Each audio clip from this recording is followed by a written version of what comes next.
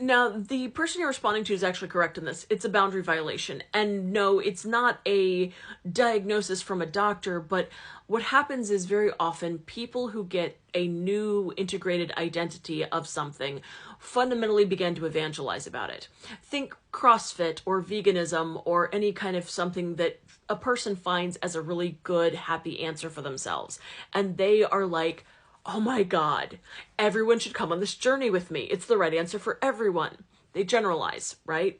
And it's very similar to this bias that happens when you buy a certain model or color car, right? You buy a red Altima and suddenly you start seeing red Altimas everywhere. It's not that there's suddenly more red Altimas on the road. It's that your brain is primed to see that pattern now. And so you are biased to seeing that pattern in your environment. This is a normal human behavior, but it can be problematic and violate the boundaries of others when you are in social relationship.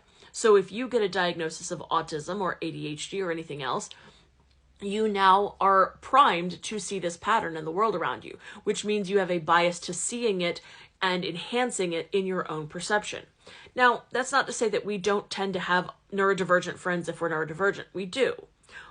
But that also doesn't mean that we can ethically diagnose them and be like, this is what you are.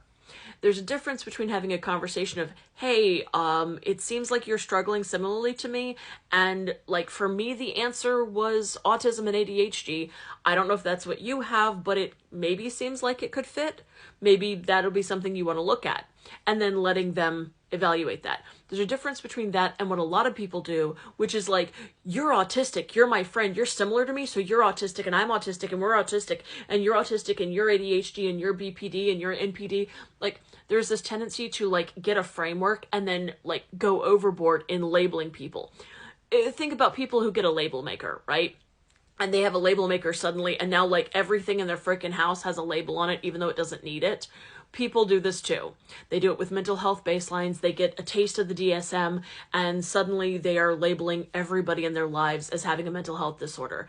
And that's not ethical. It's not a good boundary. It's not a good way of engaging other people, because fundamentally, you are not a therapist, you are not a clinician, and you are not their clinician, and they didn't consent to any of this shit. So, not a good baseline, it's not a good look, and a lot of people are violating boundaries that way by shoving labels onto others in ways that are unhealthy and just honestly not really cool, not a good way to engage with your friends, because you're now shoving and forcing labels onto them to try and make them fit a box because you identify with that label.